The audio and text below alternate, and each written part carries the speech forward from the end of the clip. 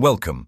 Today we are going to talk about the 3 stages of Scorpio, a series emotionally powerful that can help you better understand the Scorpio sign. The first stage, the Scorpion, the survivor. Every Scorpio begins here, in survival mode. Before the power, before the peace, there is pain. The Scorpion stings not out of hatred, but out of fear. It's the instinct to protect what's left after being burned too many times. In this stage, life feels like a battlefield. Every word, every silence, every glance becomes a test.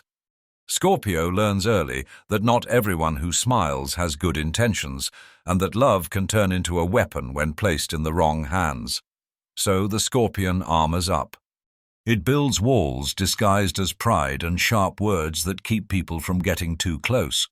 It learns to trust patterns instead of promises, and silence instead of explanations.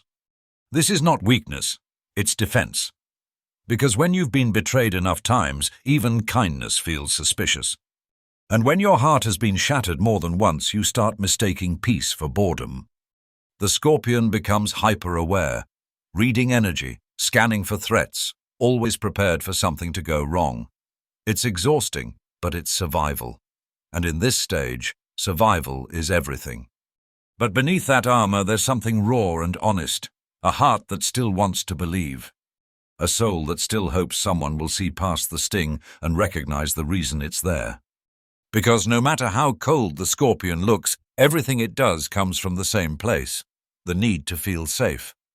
This is where Scorpio's story begins, in the ashes of trust. The Scorpion doesn't seek power yet, it just doesn't want to be hurt again. So it builds control. It keeps score. It watches from the shadows, waiting to see who's real. But this vigilance becomes a prison. The Scorpion's mind becomes its own battlefield, replaying every betrayal, every lie, every promise that turned to dust. It can't let go, not yet. Because letting go feels like losing, and losing feels like dying. At this stage, Scorpio confuses control with safety. It tests love to make sure it won't disappear. It pushes people away just to see who comes back. And when they don't, it tells itself, "See? I knew it." This is how the Scorpion learns, painfully, quietly, through loss. Each sting it gives out is just another way to say, "I'm scared." But no one hears it that way. They only see the venom, not the wound. Still, the Scorpion survives. It keeps moving even when bleeding. It loves deeply, but secretly. It hides its softness behind a stare that says, "Don't mess with me," because it learned the hard way that showing emotion is like showing a target. And yet, inside that quiet fury, something is beginning to shift. The Scorpion starts realizing that not every battle deserves a sting. That sometimes walking away is stronger than fighting back. That peace might not be weakness, it might be healing. But healing terrifies the Scorpion because it means putting the armor down and feeling again. It means trusting that not every light will burn and not every love will wound. So it hesitates. It retreats into solitude, a self-made cave of silence and observation. Here it studies everything: people, motives, emotions, energy.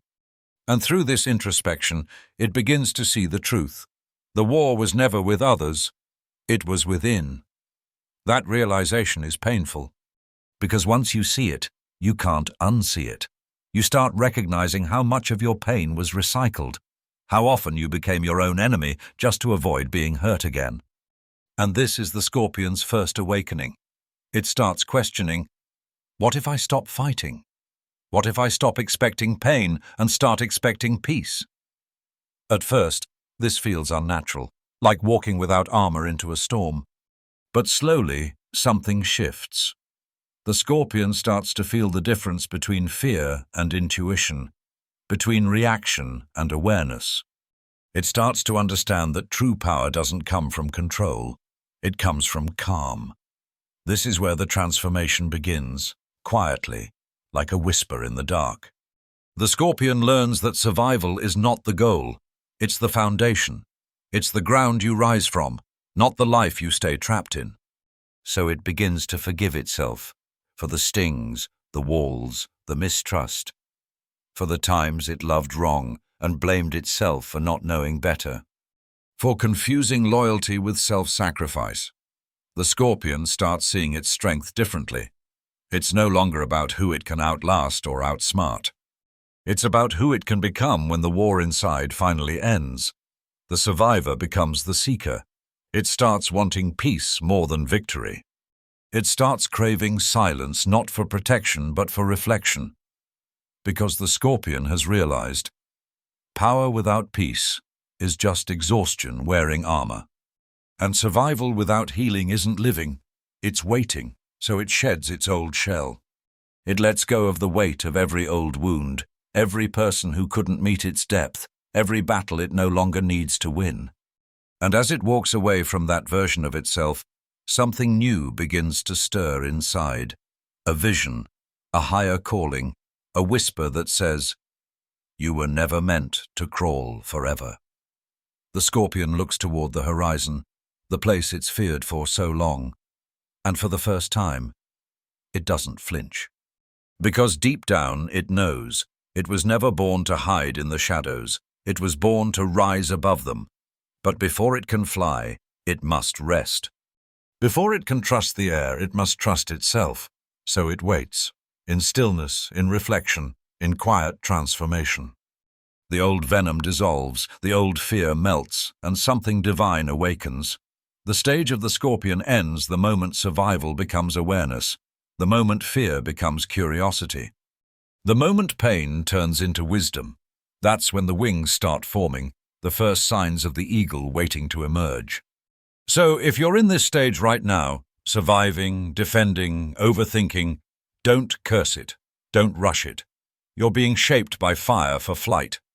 And one day soon you'll understand why the scorpion had to sting before it could soar.